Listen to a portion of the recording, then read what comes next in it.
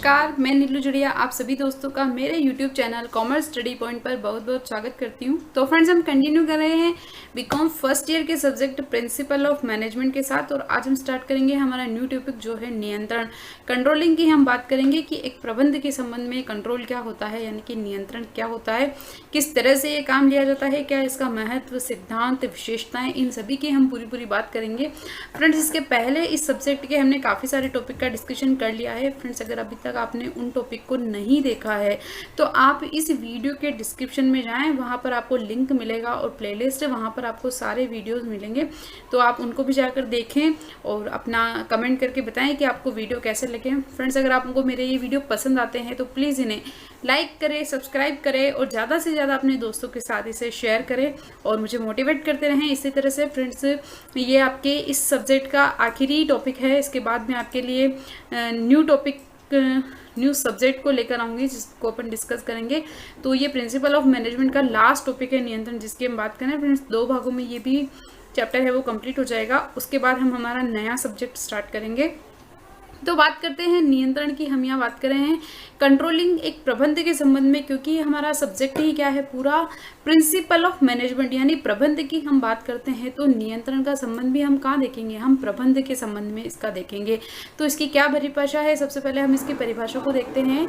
नियंत्रण वह प्रक्रिया है, अब क्या बोल रहे हैं, सबसे पहले एक प्रोसेस की बात कर रहे हैं, नियंत्रण को एक प्रक्रिया बता रहे हैं कि नियंत्रण वह प्रक्रिया है जिसके अंतर्गत पूर्व निर्धारित उद्देश्यों की पूर्ति के लिए कार्य करने वाले कार्यों का इस प्रकार मूल्यांकन किया जाता है जिससे संस्था के उद्देश्यों को निर्धारित योजनाओं एवं कार्यक्रमों के अनुसार पूरा किया जा सके। देखो फ्रेंड्स, क्या बोल रहे, सबसे पहले तो ये एक प्रोसेस है, ठीक है ना। अब ये प्रोसेस है किस लिए है, पूर्व निर्धारित उद्देश्यों की पूर्ति के लिए, यानी कि हमारी संस्था के, हमारी कंपनी के जो ऑब्जेक्टिव हैं उनको पूरा करने के लिए हमने जो कार्य करते हैं, पूर्व निर्धारित उद्देश्यों की पूर्ति के लिए कार्य करने वाले कार्यों, यानी कि जिन उद्देश्यों को पूरा करने के लिए हम जो कार्य करते हैं, यानी कार्य क्या करते हैं, उद्देश्यों को पूरा करने के लिए, और जो कार्य करते हैं उन कार्यों का, यानी कि देखो हमारी अगर संस्था है, हमारी संस्था कोई सेल एंड परचेस वाली है और हमारी संस्था का उद्देश्य है कि विक्रय को अधिकतम करना, ठीक है। तो हमारी संस्था का उद्देश्य क्या हो गया,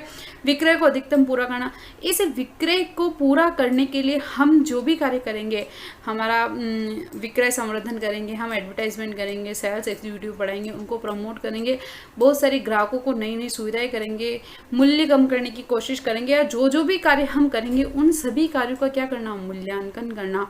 इस प्रकार मूल्यांकन किया जाता है जिससे संस्था के उद्देश्यों को निर्धारित योजनाओं एवं कार्यक्रमों के अनुसार पूरा किया जा सके। यानी हमारा सबसे पहले एक उद्देश्य होगा, उस उद्देश्य को पूरा करने के लिए हम क्या करेंगे, कार्य करेंगे, और उन कार्यों का मूल्यांकन इस तरह से करेंगे पूर्व निर्धारित योजनाओं के अनुसार। देखो, हमने ऐसा टारगेट अगर रखा है कि हमारे को हमारी सेल 1 करोड़ करनी है, तो उस सेल को पूरा करने के लिए हमने कुछ न कुछ प्रोग्राम भी तो बनाया होगा। तो उन प्रोग्रामों को, उन निर्धारित उद्देश्यों का क्या करना, मूल्यांकन करना। ये जो होता है क्या होता है, हमारा कंट्रोलिंग, नियंत्रण की हम यह बात कर रहे हैं। तो उन एक तरह से कि जो काम हो रहा है प्रबंध में उसका क्या करना, कंट्रोल करना, यही हमारा नियंत्रण है। फिर क्या बोलते, देखो इस प्रक्रिया द्वारा वास्तविक कार्यों, परिणामों, क्या बोल रहे, देखो इस प्रक्रिया के द्वारा, अब ये पूरा क्या बता दिया, एक प्रोसेस है। तो इस प्रोसेस के अंदर क्या होता है, वास्तविक कार्यों, परिणामों की प्रमापों तथा योजनाओं से तुलना करके उनमें हो रहे विचलनों को ज्ञात किया जाता है। यानी कि हम पूरे यहाँ 12 मंथ्स की अगर बात करें तो हमारा जब फर्स्ट मंथ कंप्लीट हुआ, ठीक है ना, जनवरी, हमने डिसाइड किया था कि हमारे 12 लाख की सेल हमारे को करनी है कंप्लीट, और ये सोचा था कि 1 लाख की सेल पर मंथ हो जाएगी। तो यहाँ हमारा जनवरी मंथ कंप्लीट हो जाएगा। तो हम देखेंगे हमारा स्टैंडर्ड हमने डिसाइड किया था कि 1 लाख, ठीक है, लेकिन हमारी एक्चुअल सेल हुई, मान लो वो 96,000 ही हुई है। तो सबसे पहले देखेंगे कि हमारी एक्चुअल और हमारा स्टैंडर्ड जो हमने डिसाइड किया था, हमने स्टैंडर्ड क्या डिसाइड किया था, 1 लाख, यानी कि प्रमाप की हम यहाँ बात करें स्टैंडर्ड, और हमारा एक्चुअल कितना हुआ, 96। तो वास्तविक कार्य प्रमाणों को परिणाम तथा योजनाओं से तुलना करेंगे। देखो हमारा स्टैंडर्ड था 1 लाख और एक्चुअल हुआ 96, ये तो क्या हो गई, तुलना। फिर अब इस तुलना करने के बाद इनमें जो विचलन है, विचलन क्या है, देखो 4000 से हमारी सेल कम हुई है, ये हमारा विचलन है, डेविएशन है। तो विचलनों को ज्ञात किया जाता है कि हमारी सेल क्या हुई, इसका कारण पता लगाया जाएगा। तत्पश्चात इन विचलनों को दूर करने के लिए आवश्यक उपाय किए जाए। अब ये 4000 की सेल कम क्यों हुई, माना यहाँ सोचा कि हमारे जो वस्तु है उसका मूल्य अधिक था, इसलिए ये सेल कम हुई, लोग इसको खरीद नहीं पा रहे हैं। तो हमने कुछ ऐसा लगाया, कुछ डिस्काउंट पॉलिसी बनाई। ये क्या है, हमारे आवश्यक उपाय, किस लिए, सेल को बढ़ाने के लिए। तो ये जो होंगे अपेक्षित लक्ष्य को प्राप्त करने के लिए जो होगा वही हमारा क्या होता है, नियंत्रण होता है। आवश्यक उपाय किए जाते हैं ताकि अपेक्षित लक्ष्य तथा योजनाएं पूरी की जा सके। देखो हमारा टारगेट था कि हमारे को पर मंथ 1 लाख की सेल करनी है, लेकिन क्या हो गया कि फर्स्ट महीने जब हमने करा कंट्रोलिंग के अंतर्गत देखा तो हमारी सेल कितनी हुई, 96,000 की हुई। फिर हमने इनका अंतर पता लगाया 4000, ये हमारा क्या है, विचलन। फिर इसी विचलन को ज्ञात करने के लिए इसके कारणों का पता लगाया और कारणों को पता लगाकर उसको दूर करने के संबंध में जो उपाय अपनाए। ये जो पूरी प्रक्रिया है ये किसके अंतर्गत आती है फ्रेंड्स, नियंत्रण, कंट्रोलिंग की हम बात कर रहे हैं। नियंत्रण के अंतर्गत ये सब इंक्लूड होता है। अब देखते हैं नियंत्रण के लक्षण, यानी कि सॉरी, यहाँ नियंत्रण के लक्षण की अब हम बात करें तो सबसे पहला नियंत्रण का जो लक्षण है वह है प्रबंधक का कार्य। देखो ये जो कंट्रोलिंग का काम होगा ना, ये मैनेजमेंट लेवल पे होता है, एम्प्लॉय लेवल पे कभी भी कंट्रोलिंग का काम नहीं होता, क्योंकि मैनेजमेंट का कार्य क्या होता है, अपने अधीनस्थों, अपने कर्मचारियों किए हुए कार्यों को देखना, ठीक है ना। यानी आपकी पूरी टीम है और आपका जो लीडर है, आपका जो सुपरवाइजर है, वो ही तो आपके काम को चेक करेगा। आप खुद अपने काम को थोड़ी ना चेक करोगे, कंट्रोल करोगे। तो प्रबंधक का कार्य है मैनेजमेंट लेवल पे होता है, यानी कि प्रबंधक के अधीन जो भी, अगर मान लो आप हाई लेवल मैनेजमेंट की यहाँ बात करो तो आपका जो मिडिल लेवल मैनेजमेंट है, लोअर लेवल मैनेजमेंट है, सुपरवाइजर है, एम्प्लॉय है, उन सभी के कार्यों का नियंत्रण कौन करेगा, प्रबंधक करेगा। फिर उसके बाद देखिए चक्राकार प्रवाह है। ये चक्राकार प्रवाह यानी कि एक स्तर पर, दूसरे स्तर पर, हर स्तर पर पाया जाता है, क्योंकि नियंत्रण तो हर स्तर पर करना जरूरी है। सिर्फ एक व्यक्ति के नियंत्रण करने से आप पूरी संस्था को अच्छे से नहीं चला सकते, क्योंकि देखो कर्मचारी है, कर्मचारी का नियंत्रण कौन करेगा, सुपरवाइजर करेगा। सुपरवाइजर का नियंत्रण कौन करेगा, निम्न स्तर जो प्रबंधक है वह करेगा। निम्न स्तर प्रबंधकों का मध्य स्तरीय प्रबंधक करेगा और मध्य स्तरीय का कौन करेगा, उच्च प्रबंधक करेगा। तो ये क्या है, एक चक्राकार प्रवाह है। फिर उसके बाद है भविष्योन्मुख, यानी कि देखो इससे अपने को भविष्य में संभावनाएं पता चलेगी, क्योंकि अपन नियंत्रण करने के लिए क्या करते हैं, अपना एक्चुअल डेटा लेते हैं और लेते हैं अपना बजट या फिर स्टैंडर्ड अपन डिसाइड करते हैं। तो भविष्योन्मुख है कि हम हमारा भविष्य सुधारेंगे, क्योंकि हम प्रमाण ऐसे डिसाइड करेंगे जिससे हमारे भविष्य क्या हो, अच्छे हो, और उसे एक्चुअल को उसी के अनुरूप करने की हम क्या करेंगे, कोशिश करेंगे। तो जो नियंत्रण है वो क्या है, भविष्योन्मुख है। फिर उसके बाद है कि परिमाणोन्मुखी, यानी कि हम जैसा सोचेंगे वैसा ही हमें परिणाम है, हमारा जो रिजल्ट है हमें वैसा ही मिलेगा। देखो आज हम बात कर रहे हैं, हम पढ़ाई कर रहे हैं, ठीक है ना। हम पढ़ाई करेंगे तो हम पढ़ेंगे तो ये सोचेंगे ना कि अगर हम पढ़ेंगे तो हमारे परसेंटेज बनेंगे। अगर हम सोचे ही नहीं और पढ़े ही नहीं तो जो होगा जो देखा जाएगा, क्या मतलब है। तो परिणाम यानी कि जिस तरह से आप कंट्रोल कर रहे हो अपनी संस्था पे, तो ऑब्वियस है कि आपको अपने जो रिजल्ट हैं वो मिलेंगे ही मिलेंगे। उसी तरह से अगर आप पढ़ाई कर रहे हो ना, आप पढ़ाई कर रहे हो, अपनी पढ़ाई पे आपका पूरा कंट्रोल है, आपने सोच लिया कि मेरे को 2 घंटे रोजाना पढ़ना है, मेरे को 2 आवर्स रोज डेली पढ़ाई के लिए देने ही देने हैं, तो आपको श्योर है कि आपको रिजल्ट मिलेगा ही मिलेगा। यानी कि आपका क्या होगा, परिणाम मिलेगा ही मिलेगा। परिणाम क्यों मिलेगा, क्योंकि आपका अपने आप पे नियंत्रण है। आपने ये सोच लिया कि मुझे 2 घंटे पढ़ाई को देने हैं, मतलब देने हैं। अगर आप कंटिन्यूस करते जाओगे तो ऑब्वियस है कि इसको आपका रिजल्ट मिलेगा ही मिलेगा। फ्रेंड्स इसीलिए जैसे मैं आपको समझा रही हूँ, मेरे ये वीडियो आपके लिए रिवीजन वीडियो बहुत हेल्पफुल है। आपको फटाफट से पूरा चैप्टर एक आसानी से विदिन 25 to 30 मिनट आपका रिवाइज हो जाता है फटाफट।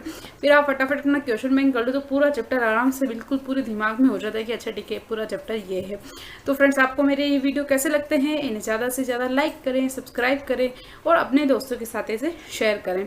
तो क्या है, ये परिणामोन्मुखी है। फिर उसके बाद ये सभी स्तरों पर लागू, देखो जैसे मैंने बताया था ना कि चक्राकार प्रवाह की तरह हर स्तर पर लागू होगा। किसी एक स्तर पर अगर आप अपना लगा दो कि यहाँ पर हम नियंत्रण लगा दे तो ऐसा पॉसिबल नहीं होगा। और जो इस उद्देश्य के साथ हम नियंत्रण लगाते हैं कि परिमाणोन्मुख हो, हमें भविष्योन्मुख हो, ये सब चीज़ें हमारी जो है वो क्या होगी, हमें अचीव नहीं हो पाएगी।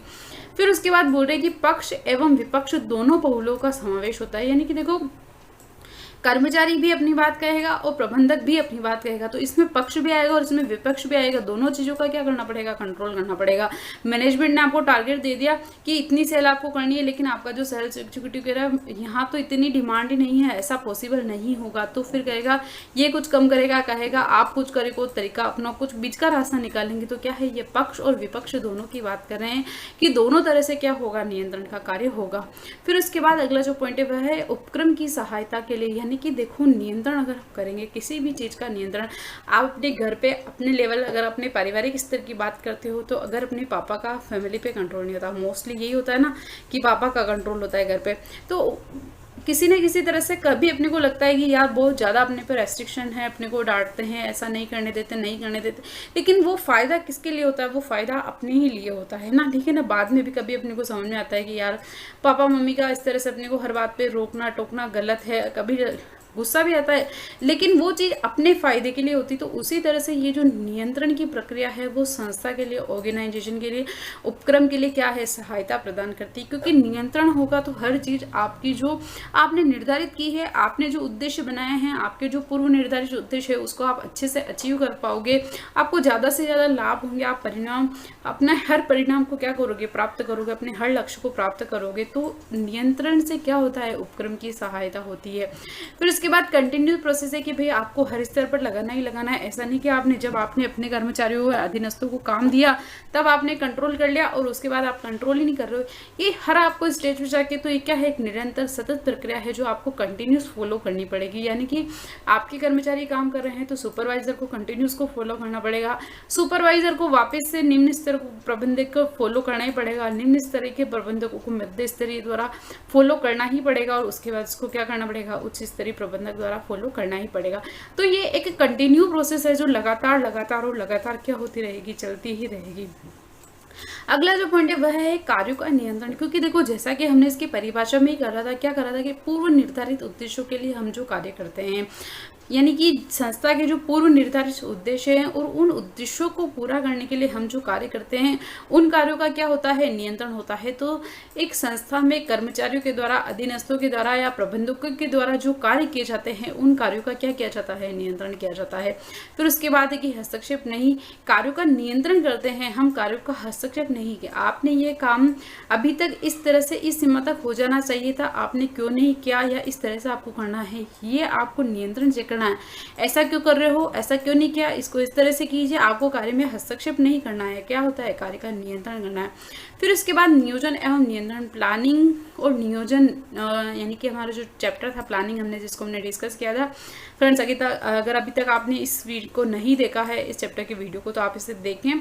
तो नियोजन करने के साथ साथ ही क्या होता है, कंट्रोल भी होता है। कि जब हम किसी चीज़ को, देखो सबसे पहले बात की हम नियंत्रण किसका कर रहे हैं, कि हमारे जो पूर्व निर्धारित उद्देश्य है उन उद्देश्यों को पूरा करने के लिए हम जो कार्य कर रहे हैं उन कार्यों का क्या होता है, नियंत्रण होता है। और पूर्व निर्धारित उद्देश्यों को प्राप्त करने के लिए हम क्या करते हैं, नियोजन करते हैं, प्लानिंग करते हैं। तो नियोजन और नियंत्रण की जो प्रक्रिया है वो क्या होती है, साथ साथ चलती रहती है। कि जहाँ पे नियोजन होगा वहाँ पे नियंत्रण होगा ही होगा। क्योंकि आप नियोजन की प्रक्रिया से जैसे जैसे कार्य करते जाओगे, जैसे जैसे आपका वर्क कंप्लीट होता जाएगा, नियंत्रण की प्रक्रिया के दौरान उस पर क्या होता जाएगा, कंट्रोल चेकआउट होता जाएगा कि आपने जो स्टैंडर्ड बनाया था, जो मेंटेन किया था कि आपको ये अचीव करना है, वो आपका अचीव हुआ या नहीं। और अगर नहीं हुआ है तो उसके कारणों का पता लगाएंगे कि क्यों नहीं हुआ है, और उसको पता लगाकर कारणों को, उसके विश्लेषणों का कारण ज्ञात करेंगे कि क्यों नहीं हुआ और ऐसा होना चाहिए। तो आप उस कमजोरी को दूर करने की कोशिश करोगे और क्या करोगे, सुधारात्मक प्रयास अपनाओगे ताकि वह कार्य क्या हो, पूरा हो जाए। फिर ये तो थे नियंत्रण के, हमने बात करें। अब चलते हैं नियंत्रण के उद्देश्य की तरफ, और नियंत्रण के उद्देश्यों को हम डिस्कस करते हैं कि आखिर नियंत्रण करने का उद्देश्य क्या है, नियंत्रण क्यों किया जाता है, किसी संस्था में नियंत्रण क्यों आवश्यक है। तो हम क्या बात कर रहे हैं, उद्देश्य ऑब्जेक्ट की हम बात कर रहे हैं। तो सबसे पहले है कि कार्य नियोजन के अनुसार, यानी कि हम पूर्व निर्धारित उद्देश्यों के लिए जो कार्य कर रहे हैं, हमने जो प्लानिंग अपनाई है किसी कार्य को करने के लिए, जो प्लानिंग प्रोसेस है हमारा, उस प्लानिंग के अनुसार, उस नियोजन के अनुसार हमारा कार्य हो रहा है या नहीं, ये चेक करने के लिए हम क्या करते हैं, नियंत्रण करते हैं। फिर उसके बाद जितने पास हमारी संस्था में जो मानवीय साधन है, हमारी ऑर्गेनाइजेशन में जितनी मैन पावर है उसका सही से यूज़ हो रहा है या नहीं, यानी जितने कर्मचारी है उतना काम है या नहीं, कर्मचारी फ्री तो नहीं है या फिर कर्मचारियों के ऊपर अधिक कार्यभार तो नहीं है, तो मानवीय साधनों का सही यूज़ हो रहा है या नहीं, इसके लिए भी हमें क्या करना पड़ता है, नियंत्रण करना पड़ता है। फिर उसके बाद है आपका नियोजन का विश्लेषण, यानी कि हमने किसी कार्य को करने के लिए जो प्लानिंग बनाई है उस प्लानिंग के साथ या उसके अनुसार ही कार्य हो रहा है या फिर आप ऊपर नीचे चल रहे हो, प्लानिंग के अकॉर्डिंग काम हो रहा है या नहीं हो रहा है, उससे विचलन, उससे डेविएशन की यहाँ पे बात करें कि अगर हम हमारी प्लानिंग से नीचे ऊपर उतर गए तो उसको क्या करना है, चेक करना है। उसी के लिए हम कंट्रोलिंग का काम करते हैं। औजारों का अधिकतम उपयोग, यानी कि आपकी ऑर्गेनाइजेशन के अंदर जो भी मशीनरी काम आती है और उस मशीनरी से रिलेटेड जो भी औजार या जो भी आपके छोटे फुटकर होते हैं सामान, उनका क्या करना, यूटिलाइजेशन करना। ऐसा नहीं कि वो इस तरह से वेस्ट होते रहें या फिर वो उनका सही से उपयोग न किया जाए, तो उसका क्या अधिकतम उपयोग करने के लिए, मान लो आपकी कोई प्रोडक्शन फैक्ट्री है, प्रोडक्शन फैक्ट्री के अंदर आपका जो रॉ मटेरियल है, रॉ मटेरियल पर अगर आपका कंट्रोल नहीं है तो आपका आधा रॉ मटेरियल है वो क्या होता है, सड़ गल जाता है, खराब हो जाता है, तो इससे क्या होता है, लॉस ही होगा अल्टीमेटली। तो क्या है, अधिकतम उपयोग करना, जो भी चीज़ है उसका सही से यूज़ हो, इसीलिए क्या होता है, कंट्रोलिंग होती है। फ्रेंड्स देखो, अभी आपके पास टाइम है, अभी इतनी बड़ी महामारी चल रही है ना कि हमारे पास सभी को घर रहना है, कोई काम नहीं है, तो देखो दो तरह के लोग होंगे। एक तो होंगे जो अपना सारा टाइम है ना उसको पॉजिटिव लेंगे और उसको अच्छे कामों में लगाकर अपने लक्ष्य को प्राप्त करेंगे, लेकिन दूसरे होंगे दिन भर फोन देखना, टीवी देखना, मजे के काम करना और ये दिन यूं ही निकल जाएंगे। देखो अभी आपके पास टाइम है, चाहे आपके एग्जाम हो या नहीं हो, लेकिन आपके पास अल्टीमेटली टाइम है। आप अपने नॉलेज को, अपने ज्ञान के स्तर को क्या कर सकते हो, बढ़ा सकते हो। यही वो समय है जब आप अपने ज्ञान को बढ़ा सकते हो, अपने दोस्तों से, अपने कंपटीटर को आप पीछे छोड़ के आगे निकल सकते हो। देखो अभी जो जैसा ना, हर चीज़ के दो पहलू होते हैं, एक होता है आपका पॉजिटिव और एक होता है आपका नेगेटिव। अगर आप किसी चीज़ को पॉजिटिव लोगे तो आपके लिए पॉजिटिव होगा ना। लॉ ऑफ अट्रैक्शन की हम बात करते हैं कि जिस चीज़ को हम चाहते हैं तो पूरी यूनिवर्स जो होती है वो क्या होती है, वो चीज़ हमें दिलाने की कोशिश करती है। तो हमेशा क्या रहना चाहिए फ्रेंड्स, पॉजिटिव रहना चाहिए। हमेशा पॉजिटिव सोचो, अच्छा सोचो, तो आपके साथ हमेशा क्या होगा, अच्छा ही होगा। तो देखो अभी आपके पास टाइम है, आप अपने नॉलेज को, अपने समय को अपना नॉलेज बढ़ाने के लिए दीजिए। ज़रूरी नहीं कि आप एग्जाम के हिसाब से पढ़े, आप कुछ भी पढ़े, लेकिन उससे आपका ज्ञान तो क्या होगा, बड़ा ही होगा। तो आप देखो कुछ सोचो ना, उस कार्य को पूरा करो घर पे रहकर। तो हो सकता है आपकी कोई हॉबी हो जो आप बहुत दिनों से नहीं कर पा रहे हो, तो आपके लिए टाइम है भी, करो। अपॉर्चुनिटी मिली है, आप इसका सही से इस्तेमाल कीजिए, न कि बजाय आप सिर्फ फ़ोन चलाने, टीवी देखने या फिर ऐसे ही गपशप करने में टाइम वेस्ट करें, बल्कि आप किसी अच्छे कार्य को कीजिए। तो आप बेशक अपने में कोई ना कोई परिवर्तन लाएंगे और आप में बहुत कुछ अच्छा होगा। उम्मीद करती हूँ सब कुछ अच्छा हो, आप स्वस्थ रहें, अपना और अपने परिवार का पूरा ध्यान रखें फ्रेंड्स। तो क्या है, अधिकतम उपयोग, किसी चीज़ को अच्छे से यूटिलाइज करना, अधिकतम उपयोग करना। देखो इसका सबसे अच्छा उपयोग मैं आपको बता रही हूँ कि हम पर हमेशा फ़ोन चलाते हैं, ठीक है ना, सबके पास स्मार्टफोन है, हमेशा हम पर फ़ोन चलाते हैं। रात को 12 बजे तक, जब तक हमारा डेटा पूरा ख़त्म नहीं हो रहा था, हम उसको छोड़ते नहीं है। कभी ऐसा हुआ कि हमने दिन में फ़ोन नहीं चलाया और अगर हमारे रात को डेटा बच गया तो हम कुछ ना कुछ डाउनलोडिंग पर लगा देंगे, छोड़ेंगे नहीं। उसका क्या करते हैं, उसका मैक्सिमम यूटिलाइजेशन करने की कोशिश करते हैं कि कैसे ना कैसे करके पूरा हम क्या कर ले, उसको यूज़ कर ले। तो ये एग्जाम्पल आपको आई थिंक अच्छे से समझ में आ जाएगा कि अधिकतम उपयोग करने के लिए हम क्या कंट्रोल। अब देखो जब हम कंट्रोल बना के नहीं चलेंगे, आपको रात को 9 बजे पता चलता है कि आज तो आपने सिर्फ 10% डेटा यूज़ किया है पूरे दिन में, और 9 बजे से 12 बजे तक आप फिर उसको 100% पर करने की कोशिश करो, तो ये क्या है, आपका कंट्रोलिंग पावर ही है। इसी की हम बात कर रहे हैं। फिर है मानवीय संसाधनों की आर्थिक सुरक्षा, यानी कि संस्था के उद्देश्यों को प्राप्त करने के लिए हमारे जो मानवीय संसाधन हमारी संस्था में कार्य कर रहे हैं, क्या वो सुरक्षित कार्य कर रहे हैं या नहीं, यानी कि कोई ऐसी मशीनरी तो नहीं है जहाँ पे मानव को क्या है, बहुत ज़्यादा रिस्की एरिया है, या फिर तो उनके लिए सेफ्टी के लिए क्या करना, कार्य करना। न्यूनतम पूंजी, इस नियंत्रण को करने के लिए कोई अतिरिक्त पूंजी नहीं लगती, लेकिन फिर भी ये क्या है, हमारे लिए बहुत फायदेमंद होता है। फिर अगला पॉइंट है आपका समन्वय। फ्रेंड्स इस सब्जेक्ट के सारे टॉपिक एक दूसरे से को रिलेटेड है। देखो ये सभी सब्जेक्ट के नाम है समन्वय, कोऑर्डिनेशन। हमने काम किया था कि मिलजुल कर कार्य करना, यानी कि किसी चीज़ पर अगर हमारा नियंत्रण होगा, और नियंत्रण कब होगा, जब हम एक दूसरे के साथ मिलकर, हाथ से हाथ मिलाकर जब हम कोई कार्य करेंगे तो हमारा कार्य अच्छे से पूरा होगा। समन्वय फ्रेंड्स अगर अभी तक आपने नहीं देखा है तो इस चैप्टर को पूरा देख लें।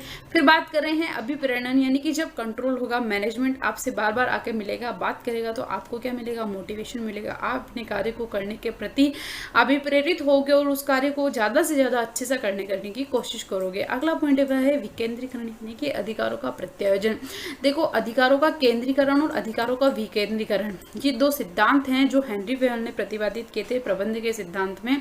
केंद्रीकरण का सिद्धांत और विकेंद्रीकरण का सिद्धांत। तो फ्रेंड्स, केंद्रीकरण का सिद्धांत होता है जहाँ पे सारे अधिकार मैनेजमेंट के पास होते हैं, और विकेंद्रीकरण का मतलब ये होता है कि आपको जो कार्य दिया जा रहा है उस कार्य से संबंधित अधिकार भी आपको क्या कर दिया जाता है, साथ में दे दिया जाता है। तो ये होता है आपका विकेंद्रीकरण। ठीक है, तो आपको जो साथ साथ में जो अधिकार दिए हैं और जो आपको अपॉर्चुनिटी दी है, क्या आप उसका सही से यूज कर रहे हो, सही से इस्तेमाल कर रहे हो या नहीं कर रहे हो, इसका भी क्या होगा, नियंत्रण होगा। फिर है अनैतिकता को समाप्त करना, और है संस्था को हानि से बचाना। यानी देखो, हर चीज पे अगर आपका नियंत्रण होगा, मैंने जैसे कि आपको पहले भी एग्जांपल लिया था कि हम जो रॉ मटेरियल यूज करते हैं, अगर उस पर हमारा कंट्रोल है तो हमारा प्रोडक्शन ज्यादा होता है, अच्छे से होता है। अगर हम उसको ध्यान नहीं देते तो वो आधा ऐसे ही वेस्ट हो जाता है, स्क्रैप हो जाता है, खराब हो जाता है। तो क्या होता है, संस्था को हानि होती है। तो हानि से क्या होता है, बचाव। पुनरावृत्ति को रोकना, कि एक व्यक्ति है, दो कर्मचारी वहां लगे हुए हैं, दोनों जने मिलके एक ही काम कर रहे हैं, जबकि वहां जरूरत सिर्फ एक ही व्यक्ति की है। तो ये चीज पकड़ में कब आएगी, जब हमारा उस वर्क पे कंट्रोल होगा, तो हम इस कार्य को क्या करेंगे, रोक पाएंगे। यानी देखो, अगर आपने वहां स्वीपर्स लगा रखे हैं, पियोन से सफाई करने वाले, एक झाड़ू निकालता है, 2 घंटे बाद आके फिर से वही झाड़ू निकालता है, तो ये क्या हो रही, कार्य की पुनरावृत्ति हो रही, इसको रोकना। सुधारात्मक प्रयास है कि आप अपने संस्था के उद्देश्य को पूरा करने के लिए क्या है, सुधारात्मक प्रयास एक तरह से कर रहे हो, जिससे क्या होगा, आपकी संस्था अपने उद्देश्य को जल्द से जल्द और पूरा कर पाएगी। अगला है वह योजना के अनुसार निर्देश, यानी कि आपने किसी कार्य करने के लिए जो प्लानिंग बनाई थी, जो योजना बनाई थी, उस योजना के अनुसार आप निर्देशित हो रहे हो, आपका कार्य उस तरह से हो रहा है या नहीं हो रहा है, उसी की बात करेंगे।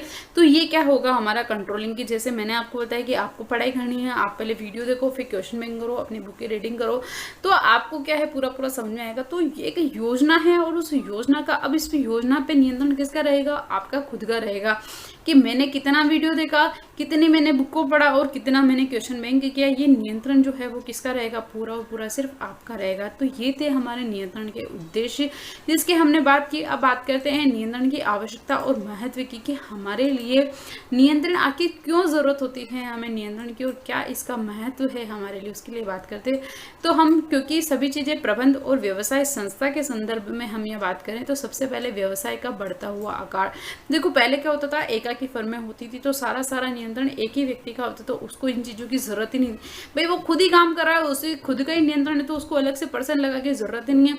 अब क्या हो रहा है, जैसे जैसे जैसे जैसे व्यवसाय बड़ा होता जा रहा है, तो उसे कार्य करने के लिए दूसरे व्यक्तियों की मदद लेनी पड़ती है, और उन दूसरे व्यक्तियों को चेक करना, टाइम पे कंट्रोल करना, इसलिए क्या हो रहा है, नियंत्रण की आवश्यकता बढ़ रही है। फिर है आपका परिवर्तनशील वातावरण, क्योंकि हमारा जो वातावरण है बार बार बदलता रहता है, तो हमें क्या है, नियंत्रण की आवश्यकता है। विकेंद्रीकरण की प्रवृत्ति, जो अभी मैंने आपको समझाया था कि हेनरी फेयल द्वारा जो प्रतिपादित सिद्धांत है, केंद्रीकरण और विकेंद्रीकरण। तो विकेंद्रीकरण के अंतर्गत जो अधिकार हम देते हैं अपने कर्मचारियों को, अपने अधीनस्थों को, क्या वो उनका सही से यूज कर रहे हैं या नहीं, उसके लिए हमको क्या चाहिए, नियंत्रण आवश्यक है। फिर उसके बाद मनोबल, यानी वो अभिप्रेरण, मनोबल की वृद्धि बनाने के लिए, किसी कर्मचारी को कार्य करने के लिए, कि उसका मनोबल बढ़ाना। Yes, you can do it, आप ही कर सकते हो। उसके लिए आपको क्या, टाइम पे उससे जाके मिलना पड़ेगा, कंट्रोल करना पड़ेगा, उसको हर स्टेप पे फॉलोअप करना पड़ेगा, अनुवर्तन करना पड़ेगा। तो इसके लिए क्या है, हमें नियंत्रण की बहुत आवश्यकता है। नियंत्रण लेने में, निर्णय लेने में सहायक है। देखो, जब हमें पता होगा कि हमारा कार्य किस हद तक हो गया है, किस सीमा तक हमने ये कार्य कर लिया है, तो हमारे लिए क्या है, ये निर्णय लेने में सहायक है।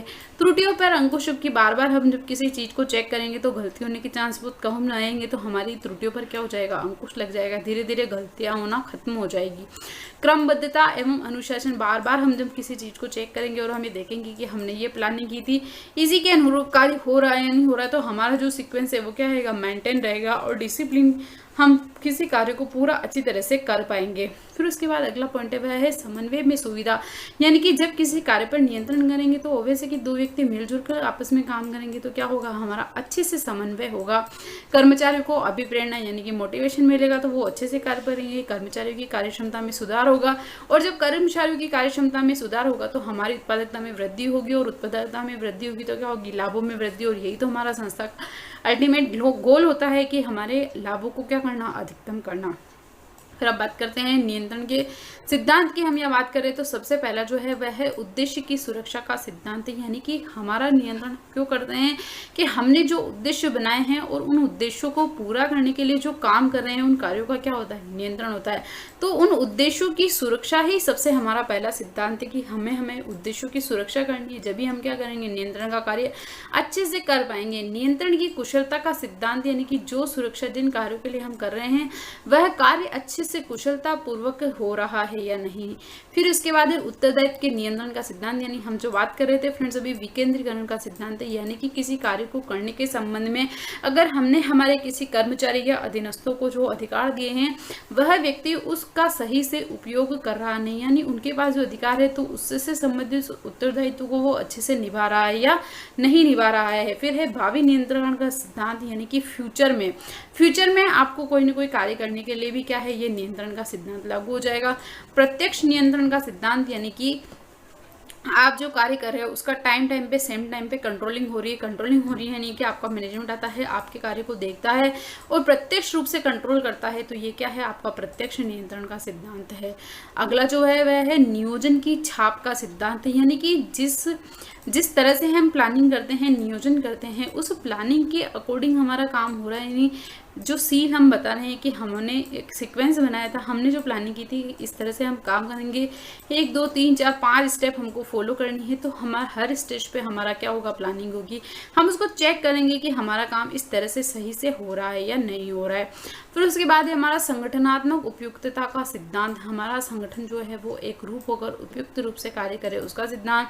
नियंत्रणों की व्यक्तिकता का सिद्धांत, फ्रेंड्स ये जो बातें हैं वो कहीं ना कहीं अल्टीमेटली हमारे उद्देश्य और परिभाषा में छुपी हुई होती है, उसी ही रूप को हम आगे बढ़ाते हैं। तो फ्रेंड्स आप ये जो आपका सब्जेक्ट है प्रिंसिपल ऑफ मैनेजमेंट, सबसे पहले आप जो वर्ड है उसका अर्थ को समझे, उसकी परिभाषा को समझे और उसका प्रबंध के संबंध में क्या अर्थ है, इन 3 चीजों को समझ लेंगे ना तो आपके लिए पूरा चैप्टर पढ़ना बहुत आसान हो जाएगा। आप उसको सामान्य अर्थ एक बार उसका देखिए कि सामान्य अर्थ क्या होता है, फिर प्रबंध के अर्थ में क्या है उसका, प्रबंध के संबंध में, और उसकी परिभाषा क्या है, फिर उसको सारा आप रिलेट कर लो किससे, मैनेजमेंट से।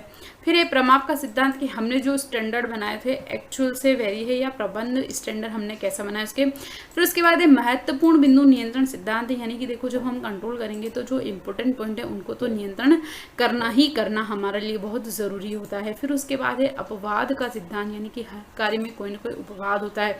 आपकी क्लास में 50 स्टूडेंट है, 50 में से 45 को सब समझ में आता है, लेकिन 5 कहते हैं कि हमको कुछ समझ में नहीं आ रहा है, तो क्या है, अपवाद तो हर जगह होते ही होते हैं।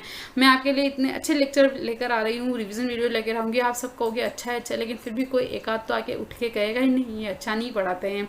तो अपवाद हर जगह होते हैं, तो क्या है, अपवाद का सिद्धांत है। फिर नियंत्रण की लोच का सिद्धांत, यानी कि आपकी जो कंट्रोलिंग है वो लोचशील होनी चाहिए, कि किसी स्टेज पे आगे अभी तक नहीं हुआ तो आप उसको थोड़ा टाइम दीजिए, लोचतापूर्ण व्यवहार कीजिए। पुनः अवलोकन, यानी कि आप फॉलोअप टाइम पे फॉलोअप कीजिए। कार्य का सिद्धांत, किसी कार्य को करने के लिए, यानी देखो हमारे कार्यों की चेक करने, कार्यों पर नियंत्रण ही नियंत्रण है, तो क्या है, हमारे कार्य का सिद्धांत है। तो ये थे कुछ सिद्धांत जो नियंत्रण के संबंध में बताए गए थे। बात करते हैं नियंत्रण की प्रक्रिया की, किस तरह से एक नियंत्रण प्रक्रिया है जो वह कार्य करती है। तो इसको मैंने आपको ऐसे बताया है, देखो बॉक्स बनाया है। सबसे पहले हम क्या करेंगे, हमारे जो ऑब्जेक्ट है, हमारे जो लक्ष्य है उनको हम निर्धारित करेंगे, और उन लक्ष्य को निर्धारित करने के लिए हम हमारा कुछ स्टैंडर्ड करेंगे। देखो हमने सोचा कि हमें हमारी सेल बढ़ानी है और हमें पूरे साल में 12 लाख की सेल करनी है, ठीक है। उस एक लक्ष्य हमने बना लिया और उस लक्ष्य को पूरा करने के लिए हमने हमारा प्रमाप बनाया कि 1 लाख की सेल हम पर मंथ करेंगे। क्या करेंगे, 1 लाख की सेल हम पर मंथ करेंगे। तो ये हमारा हो गया स्टैंडर्ड। तो ये सबसे पहले तो क्या करेंगे, हम हमारे लक्ष्य यानी कि हमारे ऑब्जेक्ट को और स्टैंडर्ड को हम डिसाइड कर लेंगे। फिर उसके बाद करेंगे हम कार्य का मूल्यांकन, यानी कि जैसे ही वो सीमा कंप्लीट होगी, अब यहाँ पे हमने पर मंथ का टारगेट बना लिया, तो जैसे ही 1 महीना पूरा होगा वहां जाके हम हमारे कार्य का मूल्यांकन करेंगे कि ये हमारा स्टैंडर्ड हमने डिसाइड किया था तो एक्चुअल में क्या हुआ, ठीक है। यहाँ पे क्या होगा, हमारा मूल्यांकन होगा। फिर जो हमारी तीसरी स्टेज आएगी वो होगी कि प्रमाप से कार्य का विश्लेषण और तथा कारण ज्ञात करना, कि अगर हमारा स्टैंडर्ड हो गया है ओके, अगर इससे कम है तो क्यों है कम, इसके कारण का क्या करेंगे, हम पता लगाएंगे। सबसे पहले तो देखेंगे कि विचलन है क्या, और अगर विचलन है तो क्यों है, उसके कारण कारण का पता लगाएंगे और जैसे ही हमें कारण का पता चलेगा हम उसके लिए सुधारात्मक उपाय करेंगे कि किस तरह से हम हमारे विचलन को खत्म करके हमारे जो स्टैंडर्ड है उसको हम क्या कर सके, प्राप्त कर सकते हैं। तो उसके लिए हम क्या करेंगे, सुधारात्मक कार्य करेंगे और इन सुधारात्मक कार्य जब पूरा करेंगे तो फिर से हम हमारे क्या कर लेंगे, हम हमारे लक्ष्य को प्राप्त कर लेंगे। तो ये होती है एक नियंत्रण की प्रक्रिया जिसे पूरा किया जाता है और इस तरह से ये प्रोसेस कंप्लीट हुई मानी जाती है। तो फ्रेंड्स आज के लेक्चर को यहीं विराम देते हैं, मिलेंगे अगले आने वाले भाग में जहां हम इसका बाकी का बचा हुआ जो पार्ट है उसको कंप्लीट करेंगे। तो फ्रेंड्स आपको मेरा ये वीडियो कैसा लगा, यदि आप मेरे इस वीडियो को पसंद करते हैं तो इसे लाइक करें, सब्सक्राइब करें और ज़्यादा से ज़्यादा अपने दोस्तों के साथ इसे शेयर करें। फ्रेंड्स अभी की इस सिचुएशन में आप अपने घर पर रहें, सुरक्षित रहें, अपना और अपने परिवार का अच्छे से ध्यान रखें। बाय बाय फ्रेंड्स, मिलते हैं आने वाले भाग में। Thank you.